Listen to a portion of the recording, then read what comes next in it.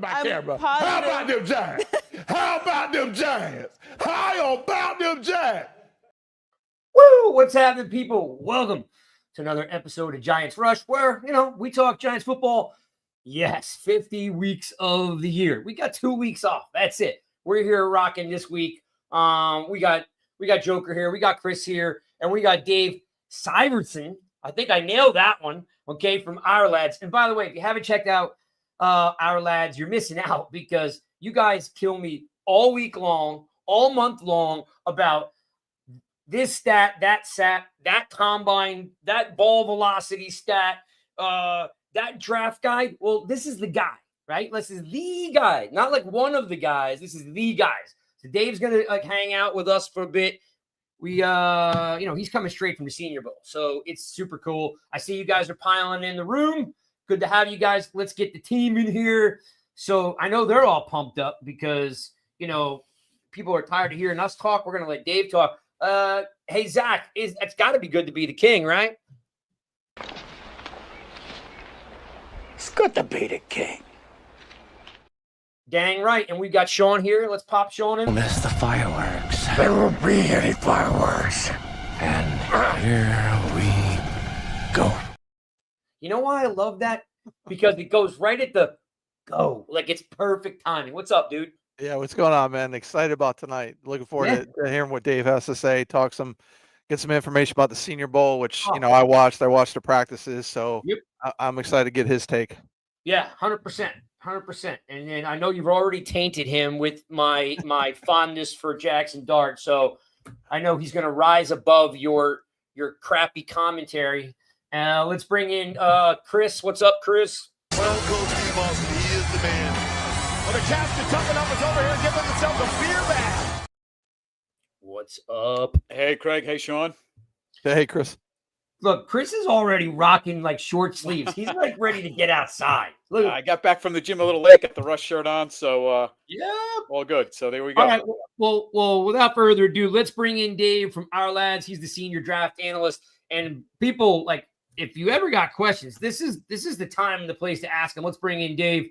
Dave, what's up? How's it going, fellas? Hey, Dave. We've got a pro on to talk about real live Senior Bowl combine stuff, and I don't know. I got a lot of questions. I'm excited.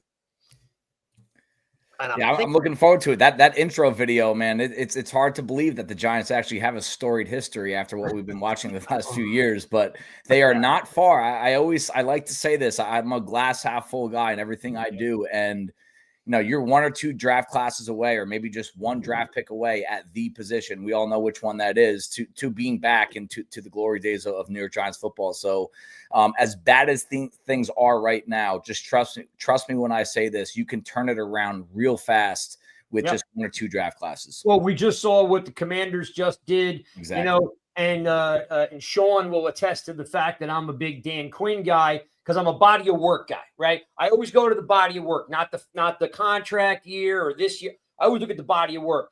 And for me, Dan Quinn has done nothing but succeed everywhere he's been. Okay, they didn't win the Super Bowl in Atlanta against the greatest quarterback of all time, but I mean, he got an average Atlanta Falcons team to the Super Bowl. Mm-hmm. I mean, he built that Legion of Boom defense. Yep. He didn't take a head coaching job. He went and built the Dallas Cowboys defense. And then you pull out the quarterback out of the hat, and off you go. So yeah, I guess the Giants could be a draft class or two away from getting back. We've been resting on our history for quite some time, so we're kind of sick of it. We want to be relevant again. We want to play meaningful football in December. And as you alluded to, and I'm going to start off these questioning by something that's you're an expert in, but some people, don't know this, and the people that do remind us about the Senior Bowl MVP. The Giants have basically drafted 2017 Davis Webb, 2018 Kyle Aletta, and then 2019 Daniel Jones. The question, Dave, is very simple. How much, at least at the quarterback position, how much stock should fans, coaches, GMs, scouts, how much stock should they put into what they see at the Senior Bowl? And as a Giants fans and a Giants show, like, we're kind of burned by the whole MVP thing. Yeah, I mean, I wouldn't put much into awards from the Senior Bowl, but the week itself, body of work, what you just said, it's one of the most important weeks of the entire pre-draft process. We all know that the tape rules all. And, you have to watch as much tape as you can get your hands on. But the one thing about the tape that the Senior Bowl has that tape does not, everyone that's on the field at the Senior Bowl is going to be in the NFL next year.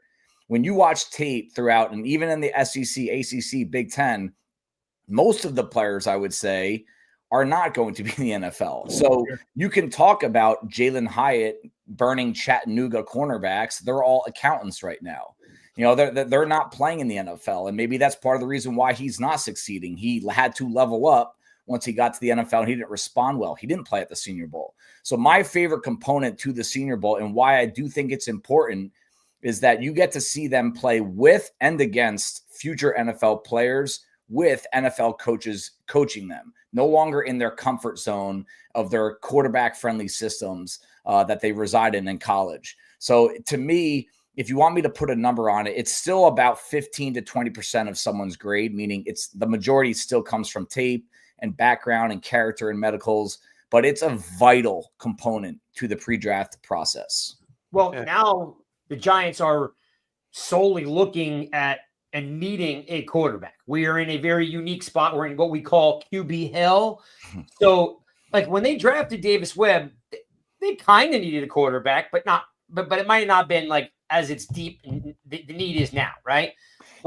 Davis Webb, third-round pick. I mean, this is going to be a popular conversation with Giants and quarterback. Is it 3 overall, or is it day 2? Or are you just going to wait till day 3? Are you punting till next year? Davis Webb was a third-round pick. Yep. Davis Webb, if he's in this draft class, he's probably a third-round pick. So I do like the idea of going quarterback in round 2, round 3. But the odds are, if a historical data guy, I would say 1 out of every 10 to 12 guys drafted day 2 ends up being a real thing at the next level. So you got to temper the expectations. Davis Webb, Kyle Aletta, that their performance at the Senior Bowl did not mean that much. It didn't change their grade that much. They were day 2 picks, day 3 picks in Loletta's case because of the tape. And even if they shine at Senior Bowl week, or even if they get roasted at Senior Bowl week, don't put too much into it. The quarterback, it's a really tough spot to walk into at the Senior Bowl because of just the amount of variables that impact your play. What did you see? Give me what you saw at the quarterback spot, like, because we're getting dribs and drabs, right? You get you get some some Instagram stuff, you get some Twitter stuff. Yep. Then of course you get some updates from you guys, which do a great job. Yeah. It's still not watching a 2-hour practice, or it's not watching a game. Like, what did you see? I'll tell you what, these guys, they spend 98% of their college career in shotgun, and it's amazing to me how slow they play, taking snaps from under center. I mean, their footwork is a mess, and they're telling these guys, "Hey, take your time, go slow." Yep. And that's a big deal. And I'll tell you what, the 2 top quarterbacks that I had going down there, Jackson Dart and Jalen Milroe, they struggled just getting the ball into their hands cleanly, consistently, but their post-snap footwork, they're not used to going backwards post-snap. Are you guys hearing what he said? Because I was listening to Greg Olson about 5 months ago, right? And he was talking about how, there's so much pressure on these quarterbacks, and they're not ready because they don't know how to go under center. Mm-hmm. And we should get back to at least going back under center to run RPO or play action at least 25% of the time in college, right? And I kept thinking about that. So then as I was watching this year, my son was a big Jackson Dart guy. I started watching him 2 years ago. Their post snap footwork is atrocious. Yep. Like they just literally stand, hand the ball off. They don't peel off. Yep. They don't hide the ball, pretend they have nothing. They literally stop the play when they hand the ball off and just stand there like there's nothing left to do. It's bad. Yeah. I mean, there's even Milroe. He might have been the best athlete, all positions in Mobile. Watching him hand the ball off looked like he had cinder blocks tied to his shoes. And even then he was inaccurate. They had a hard time. Yeah. So again, that's what I mean. Like, you can go down there and evaluate all you want. It is part of the process. There's no question, but it's not just how do they look, it's how do they progress day to day, because in the NFL at the quarterback position, whether we agree or disagree with this notion, you don't get a lot of time. You don't get, unless you're Daniel Jones on the New York Giants, you get 6 years, but, but you have to really progress quickly, and you have to be surrounded by the right players, the right system, the right offensive line. And that really does ruin more young quarterbacks than I think people even understand, is if you don't progress quickly with your footwork and your reads, in addition to having the confidence in your offensive line up front, your window is going to be very small. And I will take this to my gravestone that, Patrick Mahomes, Josh Allen, Lamar Jackson, a big part of their success is not just their talent. It's that they did such a good job building the support system around those guys, offensive line, system, running game. And that is why those guys are who they are today. And Mahomes came into a playoff team. Yeah. I mean, Alex Smith had them going to the playoffs, if I'm not mistaken. They were a 10-6 team. Yep. So, they were already on their way to building a monster. Yep. Yeah. And Dave, to your point there about with the dropbacks and that, it seems the NFL has adjusted to this. They're doing less under center. They're doing more shotgun. So what if, kind of two parts to that, what have you kind of heard down there from the coaches at the Senior Bowl when they're evaluating that and they're going under center down there? Does it impact them when they're looking at those guys? And then for you, who was the quarterback in practice and in the game that really kind of stood out for you that was down there? Well, I'll tell you what, to answer your first question, the best line I've ever received from down in the Senior Bowl was actually last year. It was from a scout, and he said, you never know who you're drafting until they're in your building. They are a part of your system. I mean, you can interview them, you could talk to the support staff, but you never truly know. And a lot of this comes down to, hey, part of the college game has infiltrated the NFL. There's no question about it. Things are more spread out. You're in the shotgun more. You're passing the ball more. But you have less margin for error in the NFL. That's one thing that has never changed. So if you are off just by a few inches with your footwork, a few seconds with your progressions, and a few inches off of your release, you turn the ball over. You lose games. In the NFL and in college, you usually actually get away with it. And that's why stats and production, you got to be a little careful with throwing numbers at people.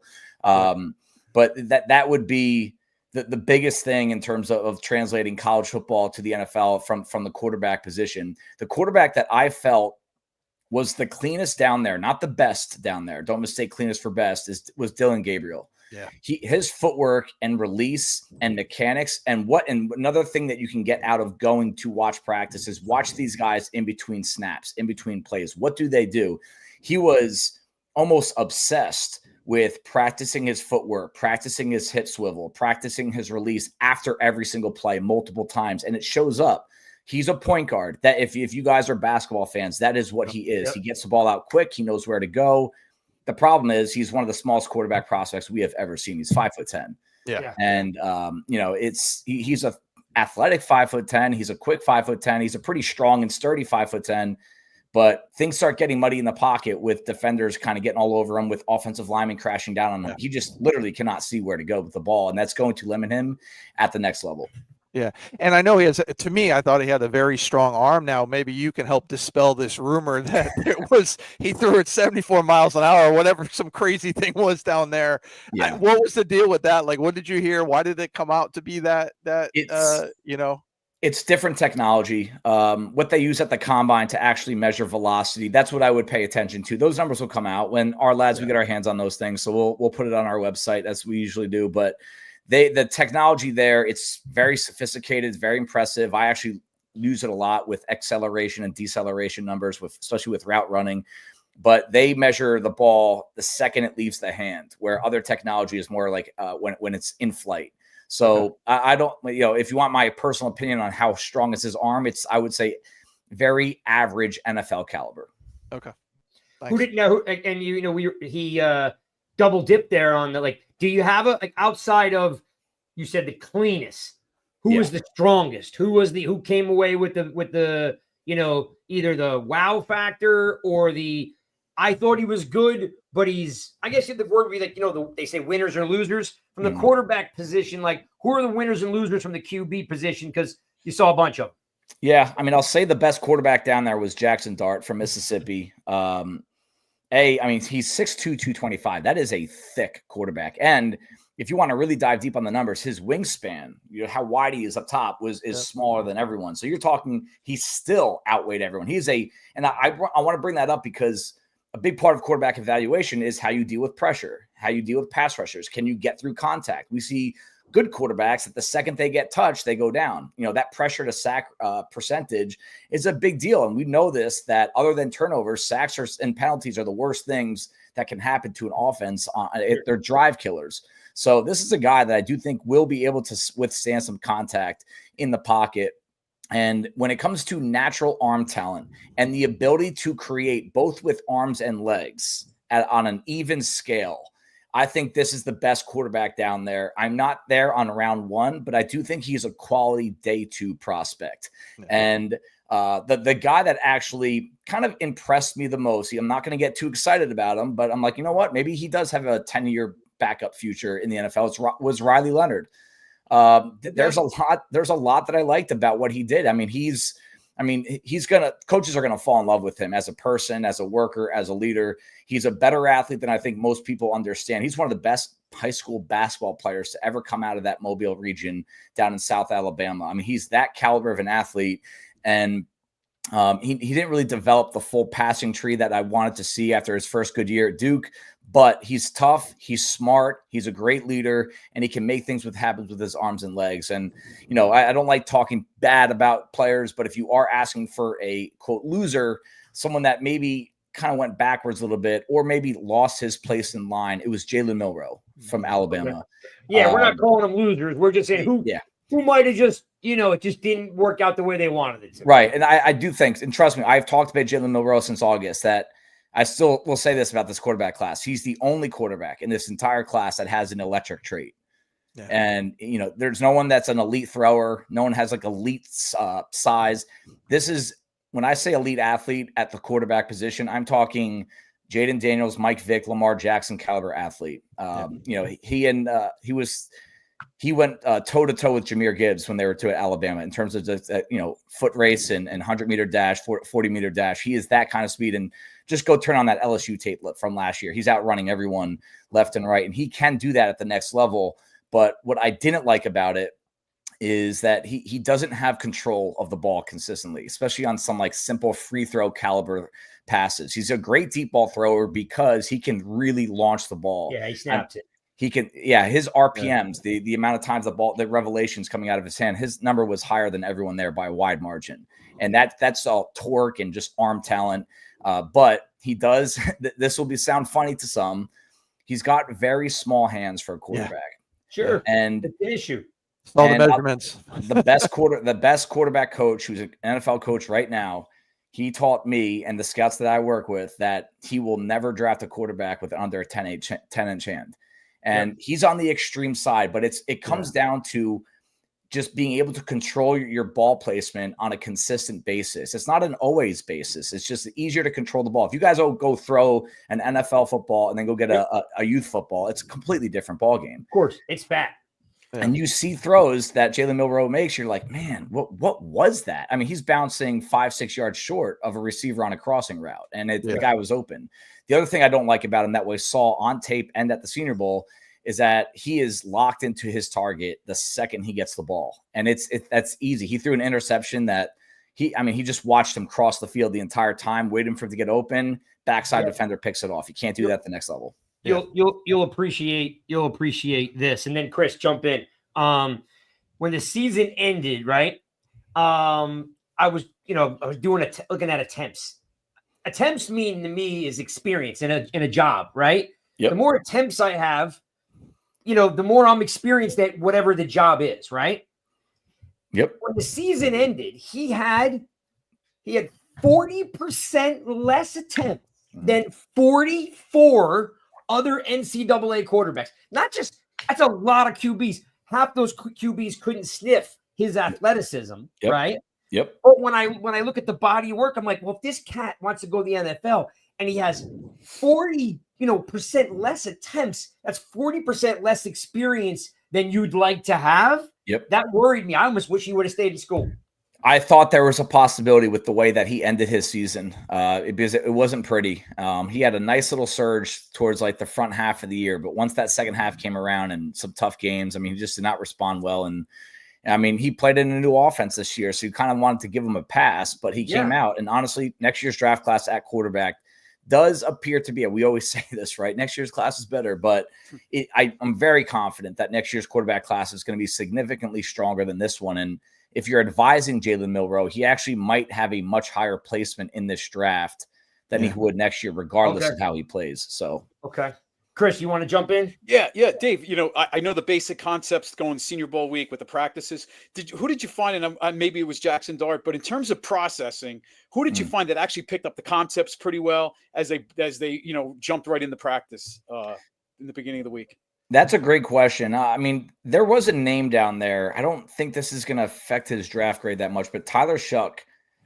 He's a guy that he looks the part. He's got a great release. He's got a great arm, underrated athlete. I've had notes on him for 3 years now. I mean, this is a guy that started off as Justin Herbert's backup at Oregon in 2018, 2019. That's how long this kid's played in football. He's had a couple injuries. The COVID year, he got a free year. He kept on taking advantage of transfers. He played at Cincinnati, Texas Tech. So he's a guy that I felt was a lot more comfortable. And he showed this in the game too. I'm not sure if you guys watched the game, but he had to throw the day in the Senior Bowl where he anticipated the guy being open way before he was open, got it out because he had some pressure coming in on him. And it was a dime. It was a 15 to 20 yard play down the field. And that's what we want to see at the quarterback position. You have to be able to do that if you're going to sustain success. So Tyler Shuck is my guy that I think actually showed the most progress with going through progressions and anticipating open receivers. And Dave, one more question. I know you alluded to the ball, and I can't believe you actually mentioned that because these guys are getting used to the NFL ball versus the college ball. But another thing is the hash marks. The hash marks are tighter in the NFL. How did you feel the adjustment, especially on those deep outs, right? When you hear a quarterback can throw, make all the throws, obviously that deep 15-yard out is one of those throws. Anybody you picked up on that actually did really well dealing with the hash marks being a little tighter?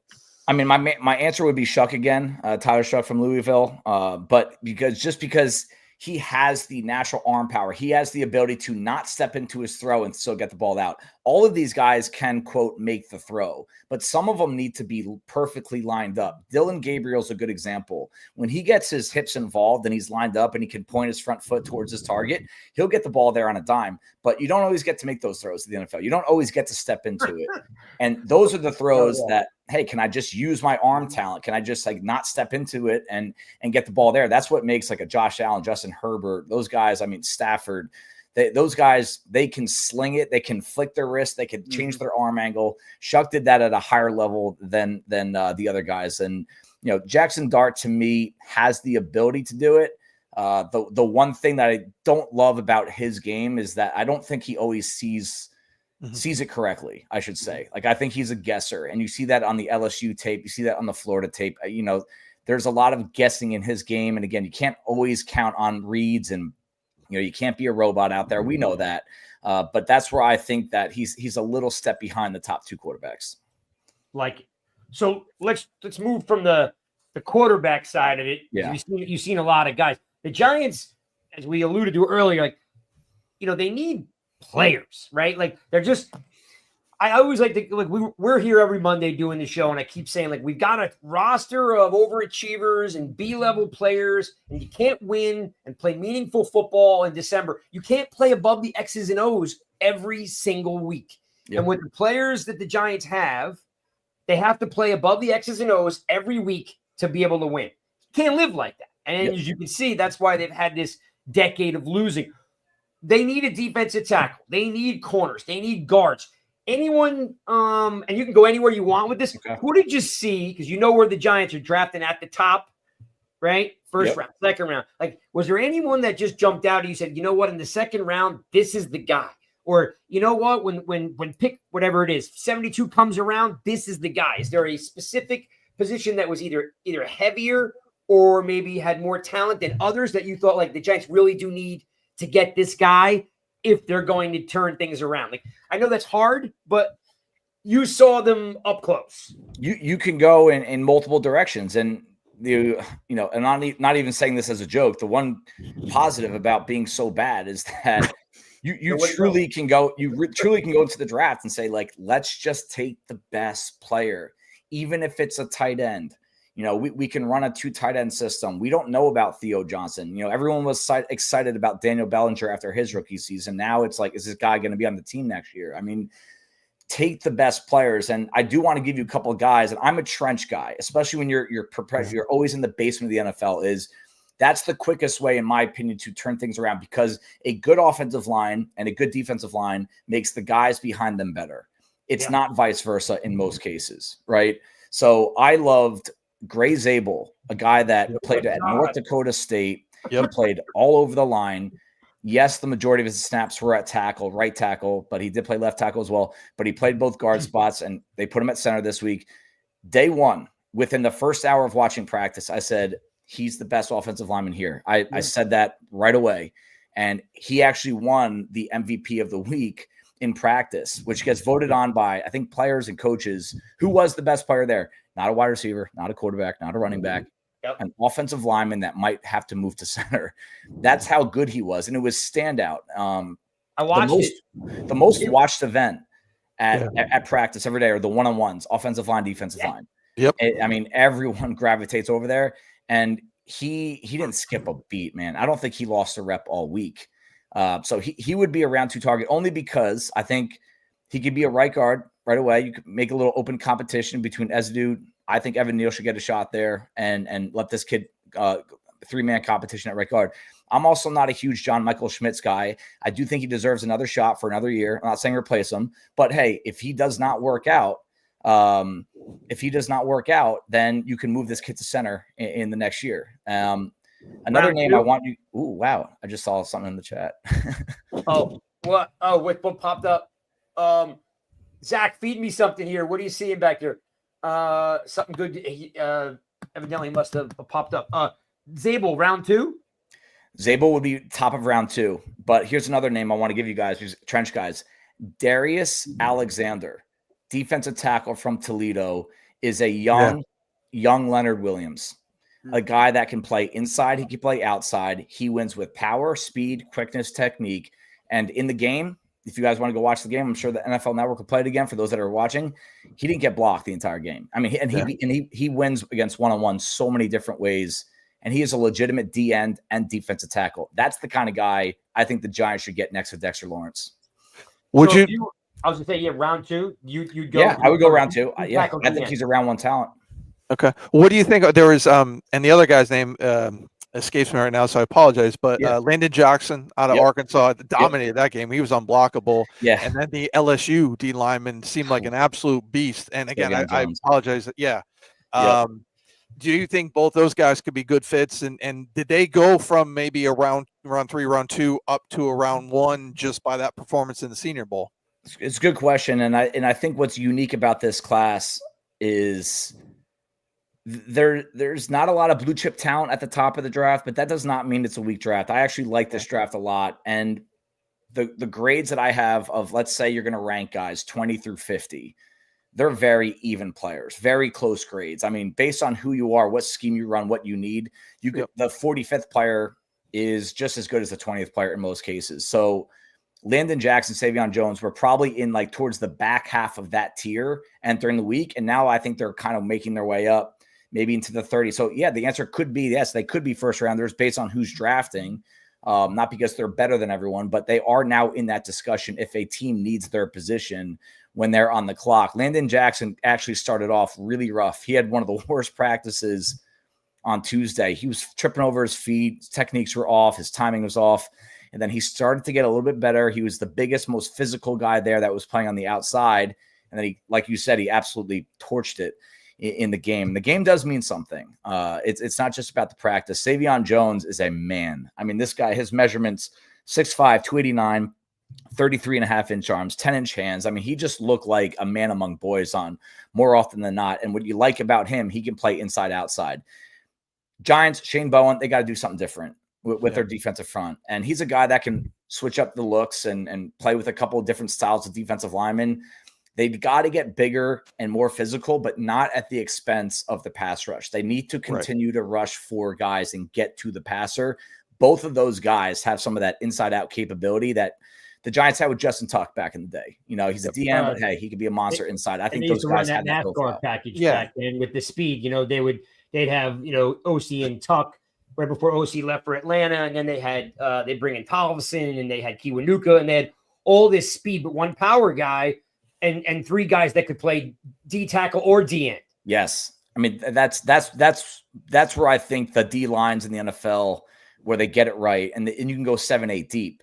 And that's why you can never have enough of these guys. To quote, you know, old school Ernie Accorsi, you never have enough pass rushers. Yeah. And my thought, Dave, and you can, you know, correct me if I'm wrong here, but I think the Giants run game really suffered when they traded Leonard Williams and they never found somebody to replace him. Yep. And it's really been downhill for the last year and a half without him there. So if you're mentioning a couple guys that could be, listen, watching Landon Jackson, Xavier Williams, my first thought was put them next to Dexter and let's go to town, right? Yep.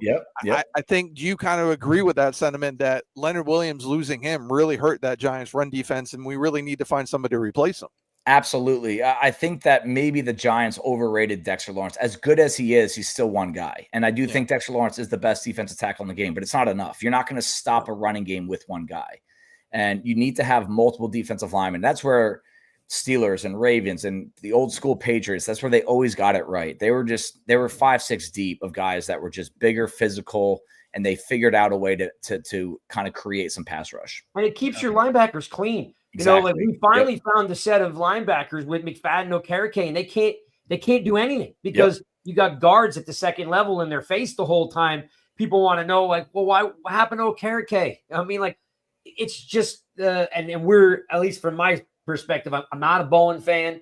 I really thought, like, you know, he was basically handing the game plan in on a piece of paper every week, the same thing. No adjustments, zero adjustments. After week 7, we were all screaming, like, do anything different. Yeah. Don't just keep going to battle with the same thing. So when you look at, like, the linebacker play suffered a lot by not having some big boys up front to keep them clean. Yep. So if you think the Giants could go D tackle in the second round, that's music to my ears. And I'll tell you what, there's going to be guys there in round 3 too. This defensive tackle class is very deep. So if they go elsewhere, which they could in round 2, there will be talent available round 3, probably even round 4 that can help this team out right away. Okay. Because they do need some help right away. How about corners? Did you see any good corner play? Yeah. Remember, at the end of the day, like, we've been cutting this up now for weeks, that the Giants most likely, and we could talk about it a little bit later, but, you know, if they go quarterback 1, there's got to be a corner somewhere in free agency and then D tackle. But, you know, the biggest glaring is their cornerback play and their D tackle play. Was there any cornerbacks out there that jumped out at you that, like, you know what, this is the guy, if he's there at the top of the 3rd round, you can't let him go? Is there one of those guys? There was. That was probably the cornerback group was the group that I walked away with a much higher outlook than when I walked in with. And this is including the top 5 or 6 corners in this class were not down there. Underclassmen, a lot of times you don't get the top corners down at this game because there's not much they can really pick up at the Senior Bowl, and their agents are very afraid they're going to get hurt. But, you know, beyond the names of, like, you know, Will Johnson, Travis Hunter, Jahdae Barron, Siobhan Ravel, you have guys that Maxwell Harrison from Kentucky, not the biggest, not the fastest, which you got to be a little careful with. But, hey, we saw big and fast with Deonte Banks. Maxwell Harrison can play football. I thought he was one of the best route anticipation corners there. But the corner I was most excited about was I got to get this name right, but Azare Thomas from Florida State. Oh, yeah. Measured in over 6'1", just under 33-inch arms. He looks different than everyone. He moves exceptionally well. His tape is a lot of fun to watch, but you can tell he's young. He's a little raw. He doesn't really know what he's doing yet, and he's a guesser. But again, the Giants, are they contending next year, or are they trying to build for the long-term future? When you're looking at the ceiling of these guys that it could be available day 2, that's the name that I kept on coming back to. And the last day that I was down there, I left Thursday after practice. He made 2 incredible plays. He really does know how to use his height and his length, and he's got great receiver caliber ball skills. That was the name that I really liked down there. Love that, because they're definitely going to need, like I said, some, Bank. We don't know what's going on with Banks. I blame it more. I mean, they know he's not a zone guy, but they keep putting him out there in the zone. And then, like, you would think at some point, Sean, how many times did we say, like, just figure it out? You already know he's not a zone guy, right? And they kept just throwing him out there in the zone to drown. Yeah, Well, you're right. I think that's why they made the move to get Marquand Manuel to also help these DBs to turn their head around, because there is that newer technique where they're like, all right, don't turn your head around, knock their irons. And it doesn't work for these guys on the Giants. So I think that change is going to help these cornerbacks. And Drew Phillips came in and did a phenomenal job in the slot. So yeah, pairing him maybe up with a Hairston on the outside could be a nice route there. I want to kind of, like, a surprise for me that I think is a need, and I don't know if they're going to do it in free agency or draft, but a wide receiver 2 makes a lot of sense to me. And one guy, because we talked about MVPs and Giants drafting MVPs from the Senior Bowl, the guy that really stood out to me and impressed me more, and in my mind raised his stack, was Jack Besh. Not only by his play, but just his character, the type of dude he is, with what he had to go through, losing his brother down in New Orleans and still coming out and performing the way he did the entire week. Like, that's impressive. Like, do you see that as a guy potentially, like, is he still a round 2 guy? Because I don't think this wide receiver class is as deep, right? So is he a round 2 guy, or did he kind of move his stock up, and could he be in play for the Giants? Yeah, I do think he's a round 2 guy. I'd be surprised to see him go round 1. But you know what? I mean, Ladd McConkey went 33 overall last year, first pick of the 2nd round. And that's probably the time you're going to start discussing him, would be at the top of the 2nd round. So, I mean, the Giants are obviously not taking him at 3 unless they find themselves picking the 20 somewhere because of trade downs or whatnot. Yeah. Day 2 is where you might get a guy like that. And I agree with you. I do think the Giants need to, you're probably waving goodbye to Darius Slayton. Love him or hate him, it's a guy that you're going to have to replace. He's a consistent producer. You don't know what you have in Jalen Hyatt, one of the mysteries of the 2024 season. There are a lot of receivers in this draft class that are going to grade out day 2 that have size and physicality. To me, it's like they always say, when you build a wide receiver room, it's like building a basketball team. You want the short, shifty guy that can make something happen. You have Wan'Dale Robinson. You want the do-it-all type. You have your Malik Neighbors. And then you want someone with size. His teammate, Savion Williams, who had to opt out of the Senior Bowl, is a guy that I was most excited to watch. Him and Alec Ayumaner from Stanford, they both opted out. I'm not sure why. I tried to text one of them, didn't get anything back. Those 2 and Jack Besh are guys that are ideal fits for what this Giants offense needs from a football perspective. Yeah. Character and all that stuff, I don't know why, but I don't think anyone's going to say no to Jack Besh. Right. He showed tremendous character and fighting through adversity. And I'll tell you what, that is one competitive mother effer, dude. I mean, he is 6'1", 212. He had a 61% contested catch percentage. That is a big deal for a guy that doesn't have over a lot of top speed. He doesn't have a huge amount of size. He's just tougher than everyone he plays against. You watch the Rams and Niners receivers run block and create big plays. That's who that guy will be. Yep. I love that. And you know what? I was going to ask you, like, for everybody out there, you got to check out, our lads, because everything's on there. And I was digging into it, like QB ball velocity, draft guide, scouting profiles, combine info. Like, there's a lot of work that goes into that. Are there teams built around each process? Like, hey, you're doing Senior Bowl stuff, you're doing QB velocity stuff, because there's a lot of data in there. What's the process? Because I can't even imagine, like, there's just too much information in there. How do you guys kind of cut that up? Well, it's funny. I mean, we only have a couple guys full time. I'm not one of them. This is a part-time thing to me that I make full time because I love it so much. And I've been with them for 11 years now. And, I mean, you haven't even talked about the depth charts and the college depth charts. I mean, yeah, NCAA stuff in there. Yep. It's crazy. I mean, we take a lot of pride in having the most accurate depth charts in the business. And that's a fact. We are used by NFL teams. I know that for a fact. We are used by everyone in the media because our information, we do dish out our opinions, but it's more, we try to give you guys as much objective, factual information so that you can go create your own opinions off that. We want to be a reliable source for that. And then if you want some of our opinions, we'll give them, but we don't feel like we're any better or any worse than anyone out there giving their opinions. At the end of the day, we're all just trying to make an educated guess on what these guys will be at the next level. But the process is it's a lot of hard work, a lot of organization.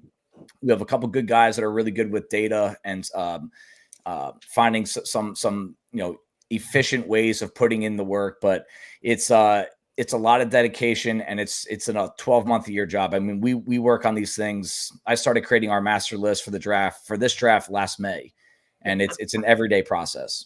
Tell me about the mock drafts because people love the mock drafts. Yeah. And so are you creating a mock draft purely on an algorithm? Are you creating a mock draft on maybe there's a community of people that you're talking to that's close to the industry, right? Is it all in-house evaluations? Because again, I get so tired of seeing them after a while because I'm I just, they're just hitting a button until they get what they like. Right. So give me a little background on the mocks. I'll tell you what, the mock draft, what we do is I actually do think it's a little different. I make the mock drafts. We do 4 or 5 per year.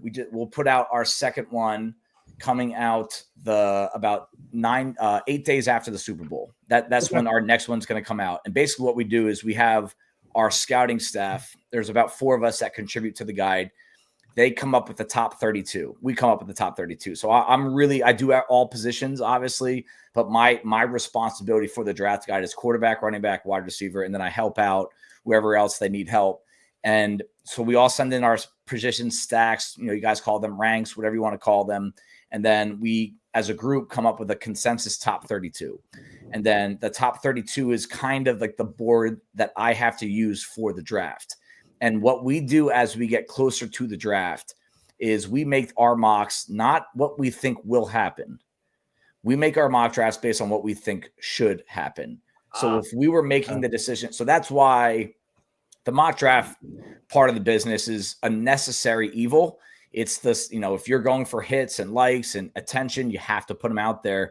To me, they're just an opportunity to create more discussion and talk about these things and potential possibilities. But at the end of the day, I have no idea what will happen draft weekend. I have none. I don't try to find inside information.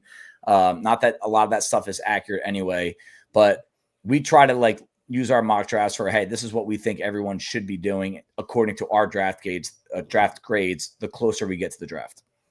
Chris, go ahead, jump in. Yeah. 2 questions, Si. Yeah. When you're looking at the this is a crazy question. Graham Gano is owed about $7 million. He might be, and he's gotten injured the past couple of years. Is there a kicker? Now we saw a couple kickers miss some field goals on Saturday, but is there a kicker that may or may not get drafted to keep an eye on that? Because these giant wins next year may come down to a couple points. Is there a particular kicker that you think could slip through the draft and actually get picked up afterwards? Yeah, I mean, there's on average, I think the number is 2.7 kickers drafted per year. I think, and they're usually round 6, round 7. I think in the recent years, if you really like a guy above others, you want to get them before the end of the draft or before the free agency period. I mean, kickers to me are like relief pitchers in baseball. It's just, there's just not a lot of continuity, consistency year to year with them. The only one that I really have a draftable grade on, and I'll be honest with you, I don't spend a lot of time grading them. You just watch them kick a few times, and they hit a few clutch kicks. I like the kid from Florida State, Ryan Fitzgerald, smaller than the kid from Ohio State, Caden Davis, that was down there. He also missed a kick. But the Fitzgerald kid is the only one that I would say I would like to bring him in, but the issue with him is, and I feel this way about kickers when I evaluate them, they don't kick in a lot of bad weather. Neither one of them did. And that's why I would rather go the free agency route. When you kick up north with the winds and the changing weather and the unpredictability, I would like at least some experience kicking in bad weather, not down south or out west as much. Yeah, and the reason I brought that up, Dave, you look at the free agent list, there's not much meat there for this year. So I'm thinking Gano, if he, what happens here. And the last thing, I think we saw Restrepo run back, I believe, a kickoff. But as a fourth or even fifth receiver, and I'm thinking special teams, Marset may not be back. He's a free agent. He did well, so maybe he'll be in demand a little bit. Is there a guy at that fourth or fifth receiver position, and the Giants have been dealing with this for a few years at the returner position, that could be a guy to slip through in special teams and be a dynamic returner? I'll tell you what, I just wrote this kid up. And I think in my report, I wrote down that I think he's one of the most overlooked receivers in this draft. And I know for a fact that there are starter caliber grades on him. His name's Torrey Horton from Colorado State, a transfer from Nevada, a fifth-year player. He almost came out last year, but he got some grades back from the NFL saying, hey, if you just fix a couple little components of this game, you might be a top 45 pick. Got off to a solid start, but he had a knee injury week 7 after a groin injury week 4. And it was just kind of a rough year for him. But his skill set is NFL caliber, but he's got 3 punt return touchdowns each of the past 3 years. And he has that really thin, wiry, but strong and bendy frame to him that just makes change of direction and breaking tackles and being slippery kind of easy and natural for him. And he's made some highlight reel, ridiculous catches near the boundaries. He's got excellent coordination, huge hands. He can high point the football. So I like him. And I'm telling you right now, he's going day 3. And, he got injured in October. So you do the math, he probably should be ready for September. It's usually like a 10-month turnaround for smaller guys like that. But even if it's not, he's a guy that I would want to get in the building. Torrey Horton from Colorado State. Interesting. And when you say bendy or wired, it reminds me of an Ike Hilliard or a Dominic Hickson. Yeah, and exactly. But he's also just like those guys. He's explosive. If you watch his first 2 steps off the line, that's where I don't mind that he's 180. He's 6'1", 187. That's a little small, but that's totally, it's big enough, and it actually helps him play faster and lighter. But he's strong and tough. So just like those guys that you said. We could also put in the fact that nobody tackles anymore. So if you're bendy and fast, you don't have a problem, right? Because nobody's going to hit you anyway. Yep. Let's what do we got here? 296 receptions, 100 yards. Yeah, he was really good last year. Yeah, that's good. Zach, that's good. That's good work. Hey, let's circle back on combine. Okay. Right, because that's something that everybody is like juiced up for right now. The Senior Bowl is over, Shrine Bowl is over. Yep. Everybody wants to talk combine. They're running around in shorts, t-shirts, that kind of thing, right? And we all get jazzed up about it. Or you got the opposite. We take a beating if we like it. We take a beating if we don't like it. They're on, the fans and the Giants fans are like half the fan base put stock in it, half don't. But we all watch it, right?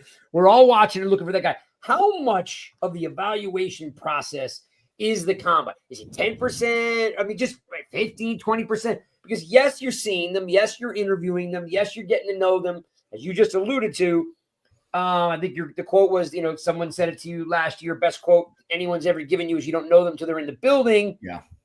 How much stock are we putting in combine? I mean, from our perspective, watching drills, not much. I'd say less than 10%. Okay.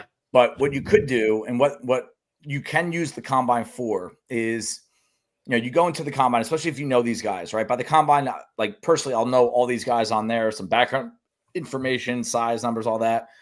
If I have notes on him, good speed, bad speed, average speed, and something really jumps off the screen with a workout number, it's like, all right, maybe I didn't watch it correctly. Because again, I'm one guy and you're watching 700 players, 500 snaps each. I mean, you can overlook things, right? I have a bad cup of coffee in the morning and I was in a bad mood and I put an unfair bad grade on someone. So it can make you go back and watch someone, Okay. But I actually like the football drills more than I look for the times and agility drills. Like, how do they catch the football? Does it bounce? Does it shift around in their hands, or is it immediately secure? What does it sound like? How good are they at putting their foot in the ground and changing direction? How accurate are the quarterbacks? Are they leading guys on, or are they making the receivers stop? And there's even some things that you got to be a little careful, like reading body language. I think sometimes we think we're a little smarter than we actually are in that regard. But I do pay attention to how these guys interact. Are they getting drills incorrectly consistently? Are they getting coaching and still doing their own thing? I mean, those are the things that I take from the combine personally. And lastly, it is where we get the official measurements for those that weigh in, because those numbers are important if you're trying to, like I know you guys, when we read articles, right, you rank guys, right? You have a 5th ranked guy and an 18th ranked guy. And I'm like, well, I try to avoid that as best I can, unless it's a discussion like this, I'll give who I rank, but really it's tier guys, tier 1, tier 2, tier 3.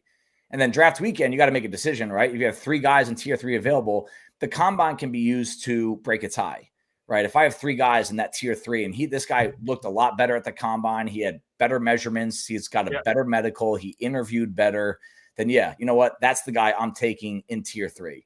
But you're not going to have a tier 3 guy go to tier 1 because he ran a fast 40. Go look at the history of the fastest 40s ever of the scouting combine. I guarantee you haven't heard of most of them because they just ran fast. That was it. Straight line speed. Yeah. So if you're Joe Shane, which you are, which we are making you right now, you're Joe Shane. You're going to. What are you looking for at the combine? Are you looking for that day 2 D tackle to see how he changes direction? Are you actually going, I got to tell you, just to be a little transparent, I'm not a fan of, and Sean's all over me about it. I don't like this fodder, like watching Dable follow around Shedeur and Shedeur just telling the world that the Giants are drafting him. I'm not that guy. I'm cool if it happens, but just zip it, keep it quiet. Why do I have every day have to hear him saying the Giants are drafting him? Because now that I feel, and maybe I'm overcompensating, but I feel now the evaluation process doesn't mean anything because you're telling me this kid is literally telling you at every chance he's being drafted by the Jets, which is fine. I got no beef with that. But what I got beef with is what are we, the draft, the 4 months away, 2 months away. So now I feel like the evaluation process is thrown out the window because he's telling you that you've already told him what's happening. So A, please dispel that for me. And 2, what should they be looking for? If you're Joe Shane, what are you looking for? Well, to answer the first question, there's no guarantee he's going to be there. It is possible, especially with Myles Garrett probably getting traded from the Browns. I just don't know if this is the year for them to take the quarterback. But by the way, that's going to be really hard to do because if you look at how many times he's restructured in the money, it's going to be really, really hard for them to move him as much as he wants to go. I just about an hour before you jumped on and I was looking at the numbers.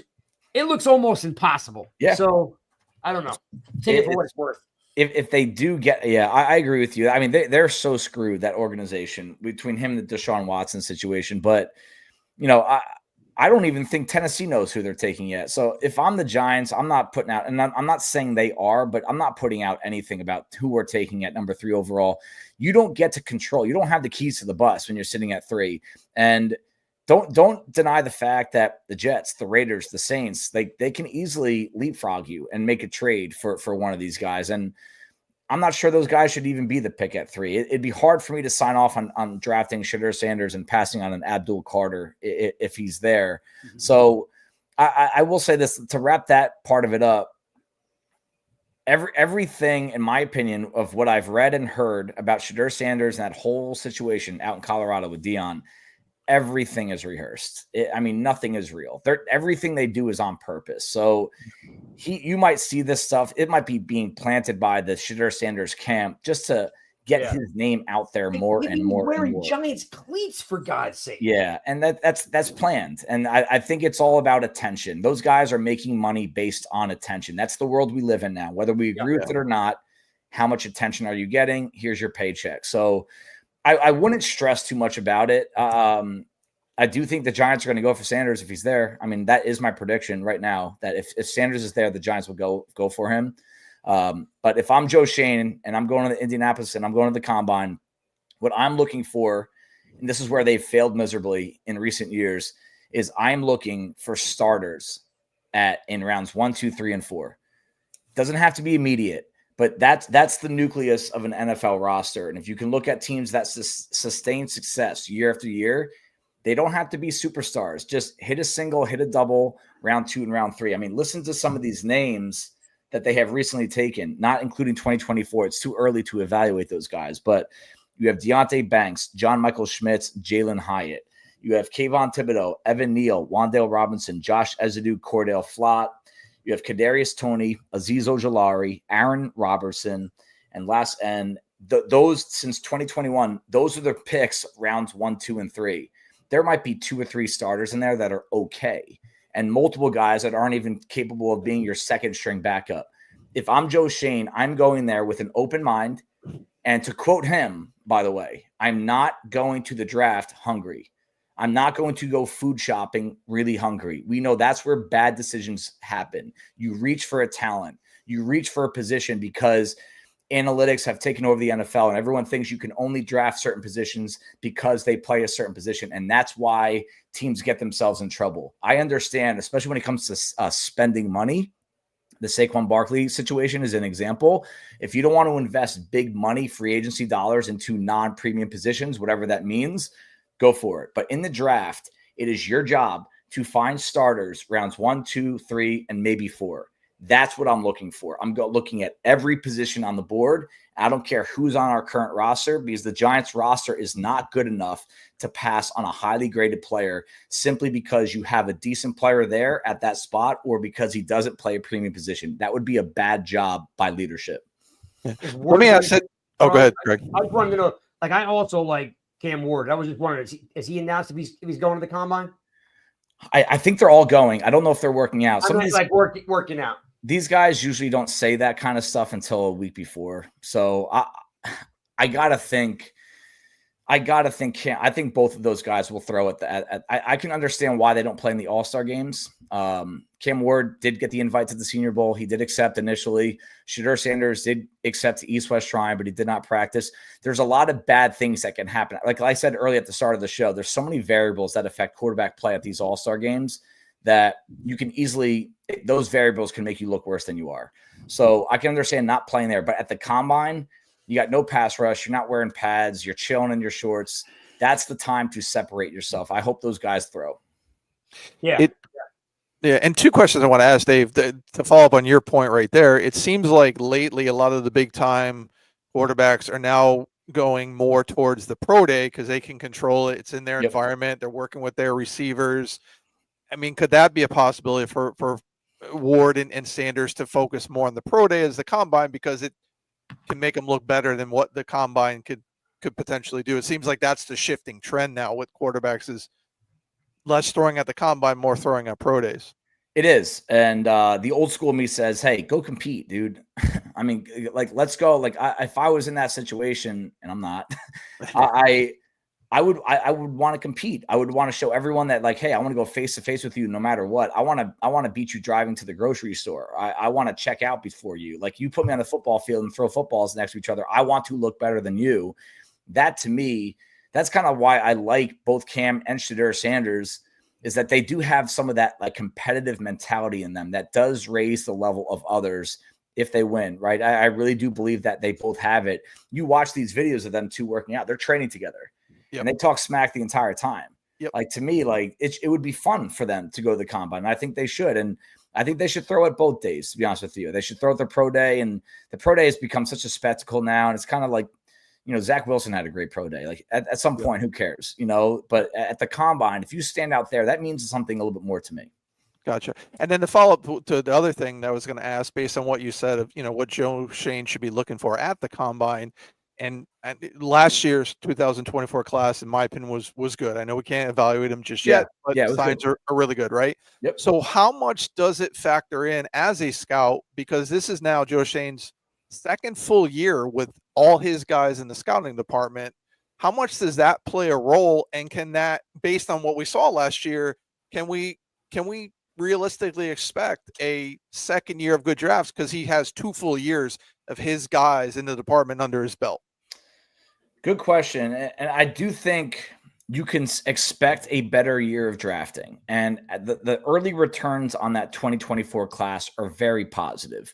I wouldn't call it signed, sealed, delivered yet. But if you look back to the 2022 draft, you know, those first 2 picks, man, Kayvon Thibodeau, Evan Neal, whether you like Kayvon or not, they have not really paid back the dividends that you would expect from top 10 picks, especially Evan Neal. And the word was that they're going to pick up his option today, which I'm not losing any sleep over because, I think that's the right thing to do. It's a coin flip.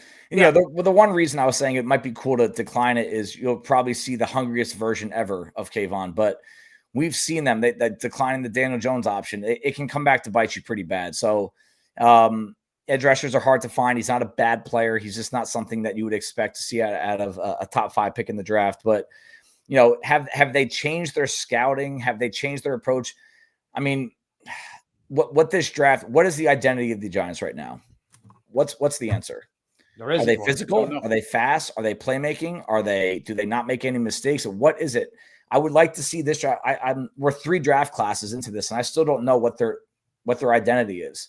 I mean, I think it'd be kind of cool for them to go use the number 3 pick on a wide receiver only for the sake of hey, we have an identity now. We have elite playmakers. We're going to try to find a quarterback, or they use 3 of their first 4 picks on offensive and defensive linemen because they want to be big and physical and they want to try to take over, these games that way. I just want there to be an identity to this roster to show that they truly have a plan. Mm-hmm. Yeah.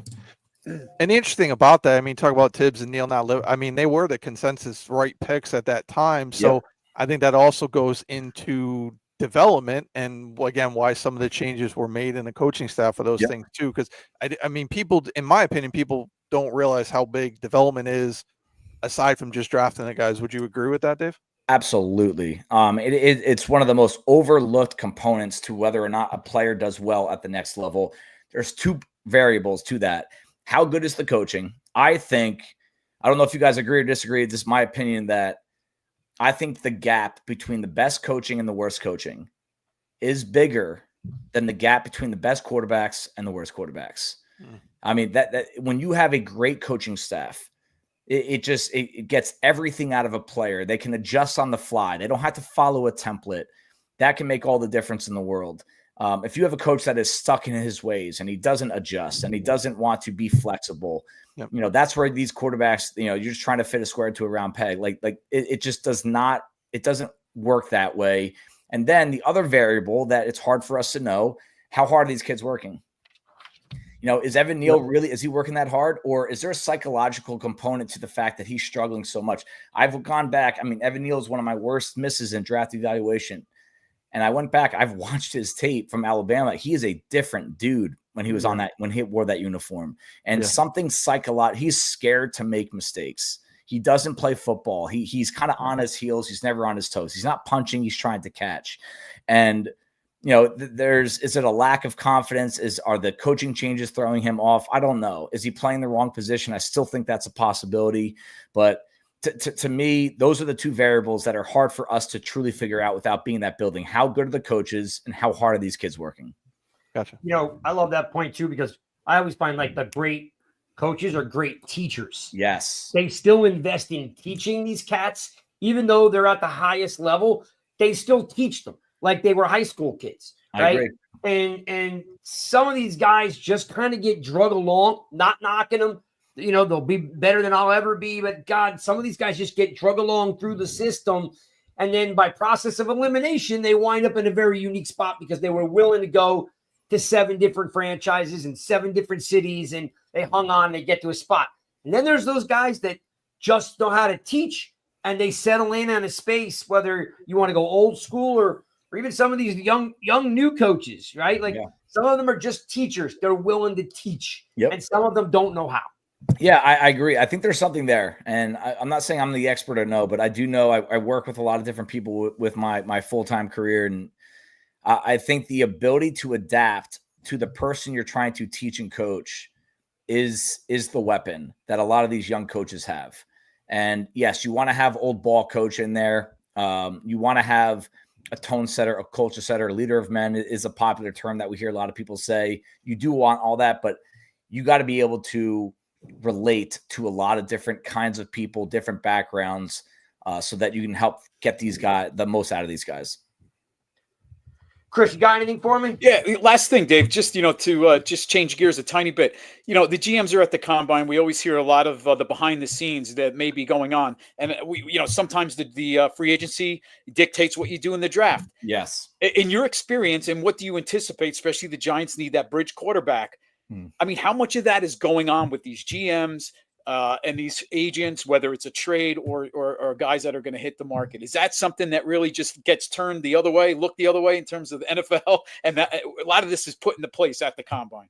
Yeah, I mean, those relationships are huge. I mean, the combine, from our perspective, everyone thinks it's all about the draft and the 40. Like that's probably less than 20% of what actually happens at the combine. You saw a little bit of it in Hard Knocks. Like, these guys are all in the same stadium looking across at each other in suites. And like, that could be the start of a trade talk, but the agents all go there. The media goes there. And that's probably where the start of the next Giants quarterback, they are going to sign somebody. That's probably where it's going to get figured out. I'm sure calls and texts are made at this point, but I think the face-to-face conversations about which quarterback, this to me, I'll be honest with you, I think this is an attractive situation for a quarterback that has not worked out yet, but wants to be the next Baker Mayfield, the next Geno Smith, the next Sam Darnold, guys that have been almost pushed out the door. Hey, you're out. You can't do it. You can't hang. Give me an example of Justin Fields. Justin Fields is a guy that I think is going to get, I think it would be a good fit with New York, in addition to drafting a quarterback. Isn't he too young though, Dave? Like, he wants to be the starter, not the bridge. I mean, he didn't get to start in Pittsburgh, and he didn't exactly wow anyone in Pittsburgh either. So I don't think he has anything to stand on. And I'll tell you what, you bring Justin Fields in and draft a quarterback, let Justin Fields start. I mean, I don't think the quarterbacks need to start right away as rookies. In a lot of cases, they shouldn't, unless they absolutely blow it up. I mean, if he tears it up in preseason, yeah, you bring in the quarterback. No question about it. But I don't think that'll happen with Shedeur Sanders or Cam Ward if that's where the direction they go. I don't think Zach Wilson's ever coming back to New York. But by the way, just a little inside information there. Zach Wilson, Jackson Dart are like this. They are very tight, good friends. And I do question whether or not Zach Wilson is going to endorse the New York media to Jackson Dart, a West Coast boy. But, and that's those are the two names that jump off the screen to me as young quarterbacks that have not panned out yet, but they still have enough talent that maybe it is situation based. And the quarterback that Dable has had success with, Josh Allen, it was back then, especially, he was a runner first, and then he developed into a passer because he had a great arm talent. Justin Fields is an elite runner, has arm talent. He just doesn't know where the ball's going when he throws it. So maybe that's a kind of reclamation project that Dable can take on. What's your thoughts about the whole Cousins, Carr, Stafford, Russell Wilson? Like, what's your thought on that? Because we've said for weeks now that if you draft someone, or actually free agency is first. So if you're signing a Mariota or a Dalton, you're going Sanders or Ward, regardless of, like, I like Ward, Sean likes Sanders, doesn't matter, right? Yep. Whoever they go with, those guys are the number 1 and 2, and you can flip-flop them either way. But if they go with a Mariota or a Dalton, they're going Ward or Sanders, and they're going to, and they're probably going to start. But if you went Cousins, Carr, or Russell Wilson, or you traded for Stafford, like, then you would think, well, maybe they're going to punt and they're going to go for a QB next year. Yeah. And that's why we said about Fields. Like, I know Fields is only going to go to a place where he can lock in and play for 3 years because he's still super young and he wants that opportunity. Yeah. And Chris and I have talked about this a couple times. I don't think he sees the field real well because to me, he's a one lock guy, and then he wants to rip it. He wants to get out of there because he's an extremely amazing athlete. But, like, someone needs to, like, settle him down and look at the progression and go to 2 and go to 3. We just had a quarterback for 6 years that couldn't do it. I don't want to do it again. Yep. What's your thought on Russell Wilson or Carr, Cousins? What's your thought about those? Yeah, the veteran group that has very limited ceiling, but you also know the floor is going to be a lot higher with those guys. You can play more functional football. I mean, Joe Flacco type, The fear I have in that approach is that those guys are going to be good enough to win you 7-8 games. They're not good enough to win you 11-12 games. So you're just going to be stuck picking 15th, 16th in the draft next year, in a draft where you're probably going to see 3 or 4 guys be top 10 worthy, and you're just going to miss out on them again. So I hate to say this, but if you don't go quarterback in this draft, I mean, it's next year is over. Well, guys. what about not first round though? What if they, again, I don't want any of these guys. I'm just throwing names out there. What if it was you went, I don't know, Ewers or Howard? What if you went that route? Again, they're not the answer. I get they're not the answer. But we've talked about it numerous times. You got to win 7 games before you win 10 games. They're not going to come in here and win 10 games. I'd rather get back to winning football. You know what I mean? Competitive football. Chris, what do we always say? When are the Giants done? Every year, when are the Giants done? Well, you said meaningful games in December, like Marius to say, well, it's meaningful games in September because by October it's over. Yeah. And the dilemma is, does Joe Shane and Dable keep their jobs if they don't win those 7 games? And now does the new regime want the guy that they drafted? So you're almost like, well, if they do draft a quarterback, I'm almost willing to give these guys a couple extra years just to see it through. Because now you're talking about a whole roster change, a whole culture, and now this may not be the quarterback that the new regime even wanted. And for us old dudes, like we remember Kerry Collins coming in, you're like, this guy can't do it. Took it to a Super Bowl. So, like, I'm not saying Cousins is taking to a Super Bowl or Russell Wilson or Carr or Stafford, but man, it makes Giants football fun again. And all of a sudden, it's you're drafting Hunter, or you're drafting Mason Graham, or you're drafting some of these other Carter, you're drafting some of these elite players, and it's fun again, and they're on their way to winning games. You got to win 7 before you win 10. But saying like maybe they do draft a guy in the second round. I don't know. How about this then? The question would be is taking Dart and Ward and Sanders out of it. Who's number 4? To me right now, it's Will Howard from Ohio State because of how he ended the year. And I was off him just by September, October. I was like, nope, I don't see it. Day 3. But he improved as the year went on. He started making all those anticipation throws. He's 6'4", 235, played really well down the stretch with a lot of talent, I know. But he did manage the game. His accuracy was a lot better. But that would be the number 4 guy that I would pursue in this draft class. And what you're starting to talk about, and I don't even know if you realize it, you're saying, hey, get a game manager, quote back, a game manager back there, Kirk Cousins type, and build up the defense. Try to make this an elite defense. There are pieces on this defense that could be scary. If you get a true lockdown corner and a Travis Hunter that can actually make plays on offense as well, you get another defensive tackle, interior force, and Mason Graham or an elite edge rusher and Abdul Carter, you have something that other teams will now fear. And if they really kind of play into that and they kind of feed off each other and they stay healthy, maybe they turn into a top 10 defense, top 5 defense, and all the quarterback has to do is not screw it up rather than try to create production and create explosive plays. Just don't turn the ball over, get the ball to Malik, get the ball to Wandale. Let's hopefully the offensive line holds up together. Andrew Thomas stays healthy. Then you're competitive again. And I understand that's the next goal for this Giants team. And that's probably what holds on to their jobs for next year. Are they competitive or are they losing a record amount of games again? The fan base is snake bit because they look at guys like Howard and they're like, that's just Jones all over again. They're like, give me Sanders, give me Ward. I just need a playmaker. And I don't blame anybody for feeling that way because it's painful to watch. I get it. But I was just kind of trying to see what your thought was on, like, is it realistic to think that Stafford and Carr and these guys are even obtainable? I mean, I don't think I don't think there's any shot. He thumbs up the trades to New York. I don't think he'd want to live on the East Coast. I don't think he wants to come to a team that is this bad. I think he'd rather retire than play for the Giants. And if the Giants are going to trade for him, you're giving up something pretty valuable. And I just don't even see that being a possibility. I mean, Kirk Cousins is probably the most realistic possibility. I don't think Russell Wilson will shake free. The Giants did talk to him last year, though.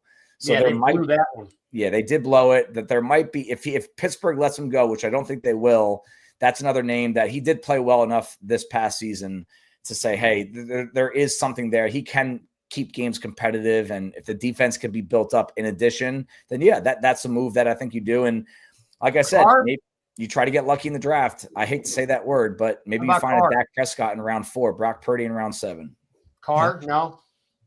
I mean, I feel the same way about Carr as I do those guys. His brother played here, so he'd have a wingman that would be able to help him get acclimated to the area. So yeah. I mean, I do think Carr is probably the most realistic of those names to come here. The question is, do you have to trade him or will New Orleans release him? That is, again, what are you giving up in a trade to get Derek Carr?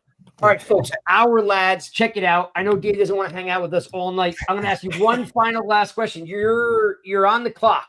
Who are the and then we're going to let you go. By the way, I can't even begin to tell you guys how much info and data our lads has. Draft guide, you can buy it. Scatter reports. There's combine info. There's QB velocity on there. There's mock drafts on there. There's NCAA stuff on there. So check out Dave. Make sure you're following him. Check out ourlads.com. I mean, it's one of those sites where, like, anything that we do here, we always use Sports Track. All you guys are saying, what about this? What about that? What about that? And what do? And you're like, how did you know that? I didn't know that. I looked it up on Sports Track, right? I just happen to type faster than you guys. So our lads is a resource for you data junkies. So make sure you're over there checking out what they do. Dave, you're on the clock. You're, what are you doing? Are you moving up for Sanders? If Sanders goes, what are you doing? Like, what are you doing when you're on the clock here with the first round? I'm not moving up for anybody. So if Cam Ward and Shedeur Sanders are off the clock, easy choice. I'm handing in the card for Abdul Carter. If Shedeur Sanders is available, but Cam Ward's not, if it's Shedeur Sanders versus Abdul Carter, I'm going for Abdul Carter. And I'm going to just try to manage the season with a veteran quarterback, maybe draft someone day 2 and see if you can develop the guy over the course of the year. But let me ask you a question. Tell me who the first 2 picks of the draft are, and I'll tell you what I'm doing at 3.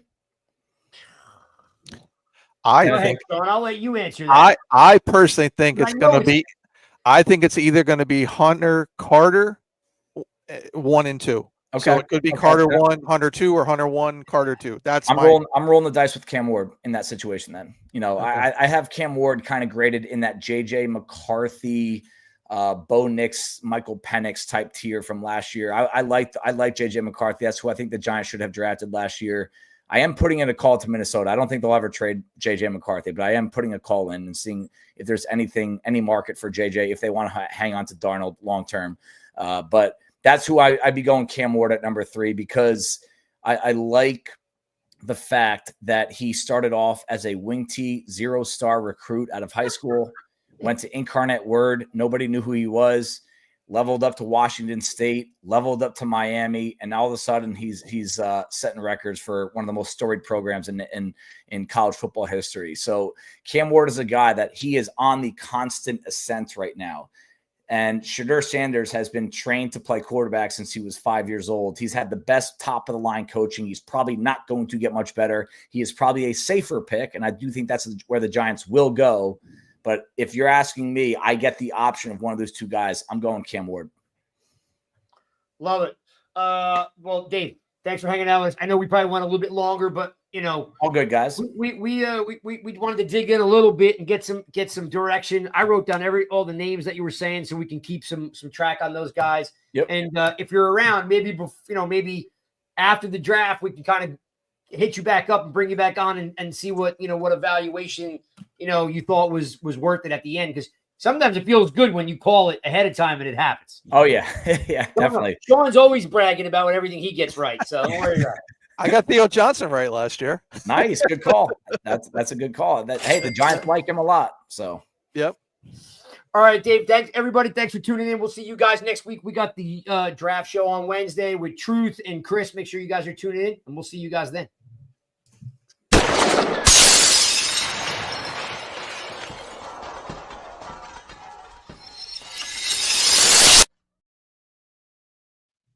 All right.